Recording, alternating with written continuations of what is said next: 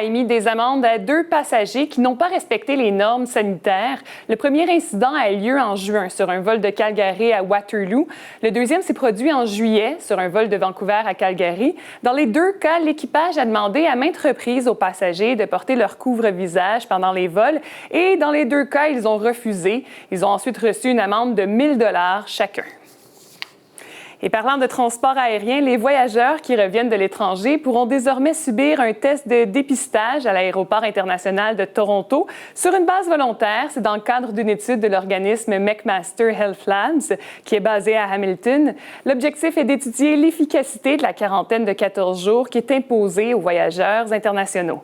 Rosane Nicole nous explique.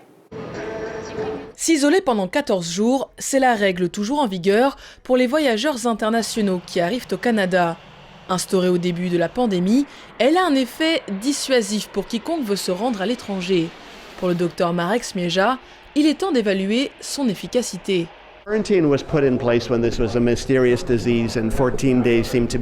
La quarantaine a été mise en place lorsque la Covid-19 était encore un mystère. Aujourd'hui, nous en savons beaucoup plus et nous pensons qu'il est temps de se poser la question, dit-il.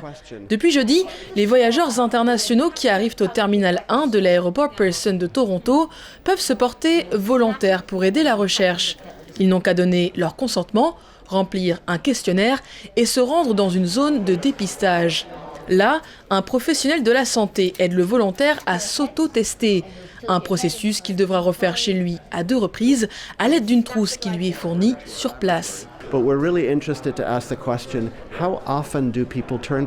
s'intéresse vraiment à savoir combien de personnes testent positif au jour 7 ou au jour 14 et si on peut utiliser ces données pour influencer les règles de quarantaine, explique le docteur Smieja. Les échantillons sont analysés en laboratoire. S'ils sont positifs, les individus devront refaire un prélèvement dans un centre de dépistage. S'ils sont négatifs, les volontaires devront quand même respecter la quarantaine. Ce qui n'empêche pas pourtant des voyageurs à participer à l'étude. So I purposely went back to Ireland for a month because I knew I had to quarantine for 2 weeks there, and now I have to quarantine 2 weeks here. So a month of quarantine for 2 weeks away. I do think that reducing the quarantine, at least to a shorter period, might help. La quarantaine est un vrai problème dans le milieu de l'aviation, souligne le médecin hygiéniste en chef d'Air Canada.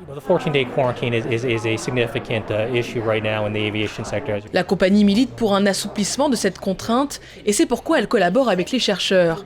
Elle espère que les informations recueillies amèneront le gouvernement à étudier et considérer des alternatives efficaces.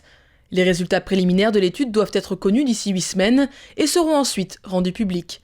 Ici Rosane Nicole, Radio-Canada, Toronto.